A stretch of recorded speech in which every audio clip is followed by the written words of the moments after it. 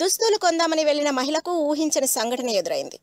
ఎన్నో షాపులు తిరిగి తనకు నచ్చిన దుస్తులను ఎంపిక చేసుకుని ఒక్కసారి వేసుకుని చూద్దామని డ్రెస్సింగ్ రూమ్లోకి వెళ్లిన ఆమెకు సడన్ షాక్ తగిలింది.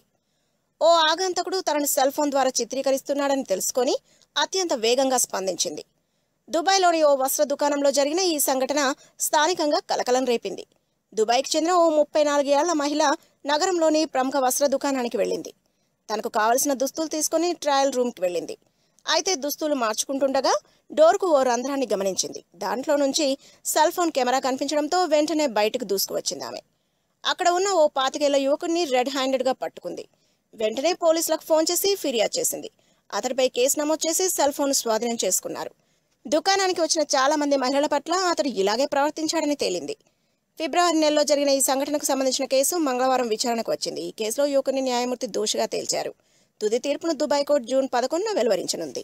If you like the video, please like us and subscribe Tollywood Nagar. If you like the video, please like us and subscribe Tollywood Nagar.